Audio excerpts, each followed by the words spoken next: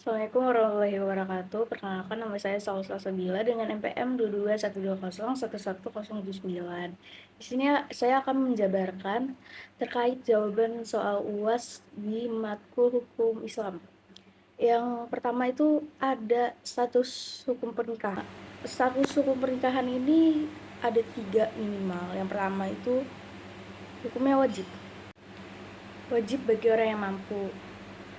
Kalau dia nggak nikah, dia zolim. Mampunya dari segala aspek, dari hal materi, mental, ataupun spiritual dia sudah mampu untuk menikah.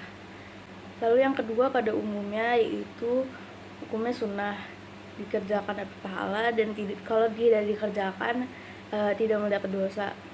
Nah, tapi ada yang haram nih. Kalau yang haram, jika dia nggak mampu tapi memaksakan untuk tetap menikah, itu bisa dikatakan haram hukumnya menikah. Masih muda, masih umur 20 tahun, duit lamaran aja nggak ada, ya berarti secara finansialnya aja kan belum mencukupi ya, belum mampu. Jadi itu bisa dikatakan status pernikahannya tuh haram sebenarnya. Oh, bukan nikah muda aja ya, karena dia nggak mampu nih. Mau nikah muda, mau nikah tua, kalau menikahnya itu karena kemauan, bukan karena kemampuan, itu bisa dikategorikan hukum menikahnya haram ya, guys. Yang kedua adalah cara-cara memperoleh hak milik. Hak milik dalam hukum Islam sendiri itu bersifat mutlak ya, karena ada ketentuan-ketentuan Islam yang tidak boleh dilanggar oleh umat Islam dalam memiliki suatu benda.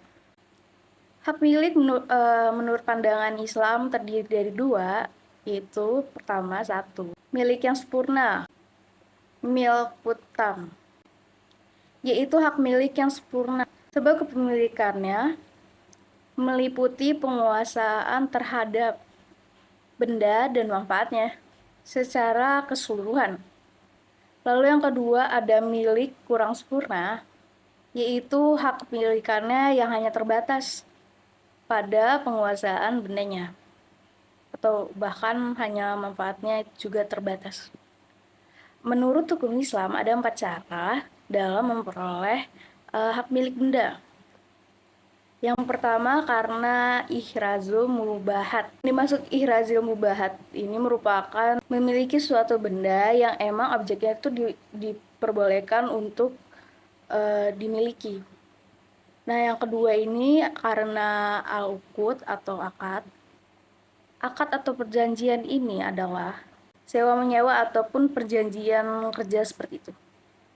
Yang ketiga ada karena halafiyah. Halafiyah itu merupakan bertempatnya sesuatu yang baru di tempat yang lama yang telah hilang pada berbagai macam berupa hak. Lalu yang keempat itu ada karena atau waludu minal mamluk, merupakan hak yang tidak dapat diganggu gugat dan merupakan dasar-dasar yang telah tetap, atau segala sesuatu yang timbul dari benda yang dimiliki merupakan pemilik hak dari barang tersebut. Dengan otomatis kepemilikannya menjadi sah untuk orang tersebut. Untuk nomor 3 yaitu tujuan aktivitas ekonomi dalam hukum Islam. Tujuan aktivitas ekonomi dalam hukum Islam itu untuk menciptakan suatu sistem ekonomi menurut ajaran Islam berlandaskan prinsip-prinsip ajaran hukum Islam seperti keadilan, kejujuran, keseimbangan, dan keselamatan. Nomor 4 mengenai perikatan. Di perikatan hukum Islam itu terdapat beberapa macam asas ya. Yang pertama itu ada asas kebebasan, lalu yang kedua itu ada asas persamaan dan kesetaraan, lalu ada asas keadilan, ada asas kerelaan juga, lalu ada asas tertulis. Untuk soal yang terakhir nomor 5 mengenai tentang hukum perceraian dalam Islam. Dalam Al-Quran hanya terdapat beberapa ayat dalam mengatur talak. Misalnya jika ingin mentalak Seharusnya sewaktu istri dalam memasuki keadaan yang siap memasuki masa iddah, seperti dalam firman Allah, yaitu, "Hai Nabi, jika kau ingin menalak istrimu, maka talaklah dia dalam sewaktu dalam memasuki iddahnya." Quran Surah At-Talaq ayat 1. Sekian, terima kasih. Wassalamualaikum warahmatullahi wabarakatuh.